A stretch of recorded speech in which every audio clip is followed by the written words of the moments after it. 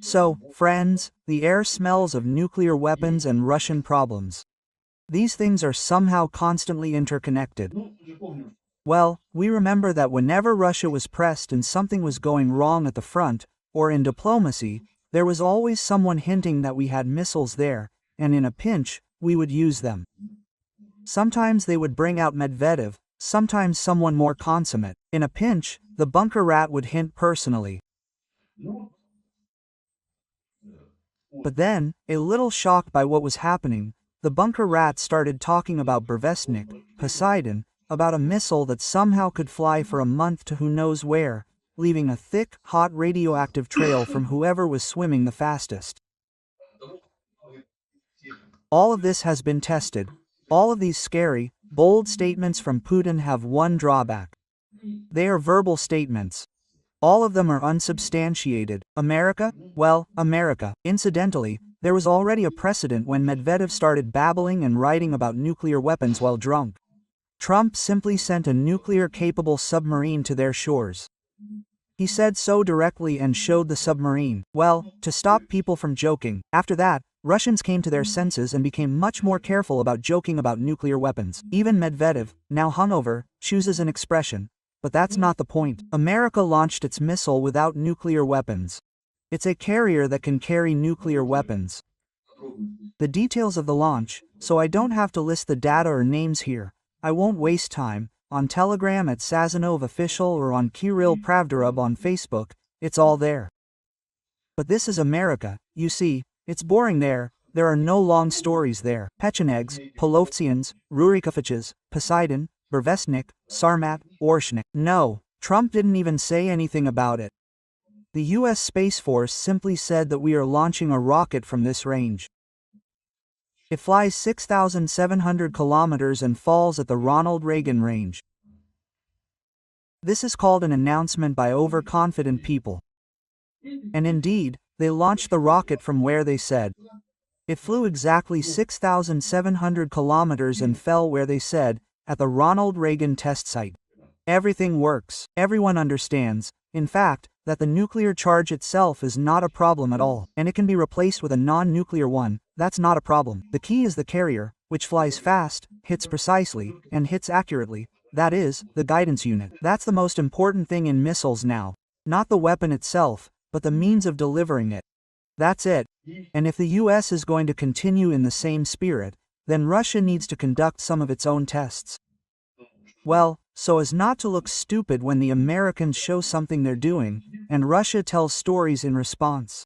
It's the same as with a woman. You know, you can do something, or you can endlessly talk about how good it will be for her soon. Then you have two deputies or two paths.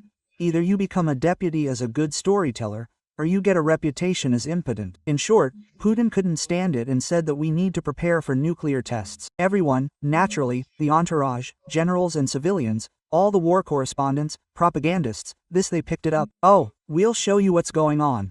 Putin just said it all.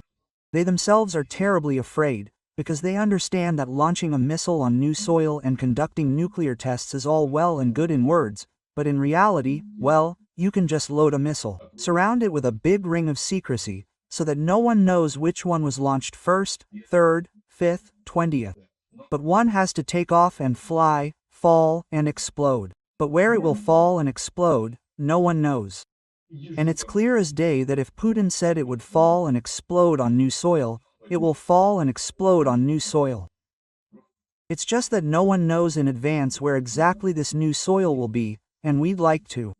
So everyone welcomed it, naturally, unanimously, but they were very afraid. They released Peskov, who calmed everyone down, saying, "The boss didn't tell us to prepare for nuclear tests at all. The boss said to study and research the possibility of conducting nuclear tests." Well, guys, it's like with really bad all-purpose alcohol that you drink on the second day after a binge the night before. After the third, it even seemed like the fifth would be good. So while Russia is puffing out its cheeks and preparing for the tests, one way or another it is being drawn into an arms race with NATO, with America. And this will end badly, just like it ended badly for the Soviet Union. They held up better then, but they still collapsed. Now the Russian budget is already in a state of collapse, and the arms race, especially missile and nuclear, is so expensive that it will collapse. Everything will collapse, even if China is supported. Well, the sooner they go bankrupt, the better for us. And Russia can't ignore American tests or any new NATO developments, because they are already doing a lot in terms of information. They are putting pressure, bombarding us with negative news, people are panicking, it's depressing. I just checked Facebook today, I'll probably delete it, because, well, it's just a betrayal. Well, really, what can I say? Well, they stormed 0.4% in a month, with daily announcements. Gerasimov owed Putin about the capture of Pokrovsk. Putin announced this about encirclement. It's a big deal. The fighting continues. It's very difficult in Pokrovsk. Tomorrow morning, I'll write up the situation in detail, as far as I know from my guys, both in Pokrovsk, and in Mirnorod, and in Dobropilya. I'm already putting up the news. Again, for those who want to see all this faster without video, this is Sazanov's official account on Telegram or on Facebook, Kirill Pravdarub. The skeleton regiment is working. They went to the city council, destroyed several enemy groups, drove out those who were there with the flag, and put up the Ukrainian one. The paratroopers are working, the corps is very active. The GUR is working, the SBU is working, the Troika is working, and separate groups are working. Yes, in urban combat it's specialists against specialists. It's very difficult for the infantry there, and it's easier to hide from drones. Drones work against logistics. At Mirnorod, the airborne forces did a great job with the 95. They turned it on the enemy. I've already posted the video on Telegram and Facebook. Everything is great. In short, the situation is very difficult, very lousy, but the Russians can't report any major victories.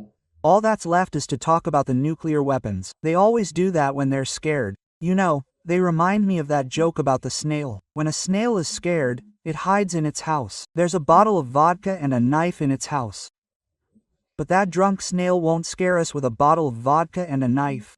Friends, subscribe to Telegram and Facebook. I post something there quickly. Subscribe to this channel. I try to make videos whenever I have internet access. I even upload them. I'll be happy to share with you all the interesting and good things happening here. And yes, soon there won't be any bad things happening here. And everything will be Ukraine. Friends, I just watched a sad video of Solovyov on air. He's sitting with an expert. They're discussing what's next, and they're in no mood at all. They're talking about how the Bundeswehr is changing its army and how NATO is changing its structure. Instead of heavy equipment, they're using light drones. There will be a lot of them. And then there's Elon Musk planning to make 1 million drones. Basically, it's all sad. They're consoling themselves with the thought that, as promised, they'll just die, the worst case scenario, and we'll go to heaven. But somehow, it's all happening without joy, without emotion. I was wondering, guys, can you imagine what it would be like if this were true, if they were going to heaven, and there'd be Solovyov, Skobiva, Putin, Medvedev, a whole bunch of them, all those cannibals, rapists, murderers, sadists, all those criminals they freed from prison and sent to fight in Ukraine, all locked up in black bags. And this whole herd is in paradise. No paradise can withstand it. They'll start howling on the second day, without crime, without alcohol, without anything. So this paradise will quickly turn into hell. Devils with cauldrons will be unnecessary. So it doesn't matter what you call it, heaven or hell. The very idea of isolating so many scoundrels, at least in the afterlife, is conceptually sound. You can watch the video of this sad Solovyov on my Telegram. Sazonov is official, and there's also the latest news from Pokrovsk. That's all you'll be interested in. They have reasons to be sad. They have reasons to be sad because Trump is angry, Ukraine is holding on, and Russia doesn't really have any special reserves or resources. Friends, subscribe to Telegram, subscribe to this channel. I'll try to bring you good news. Today I'll analyze and describe the situation in Pokrovsk in detail. Everything will be Ukraine.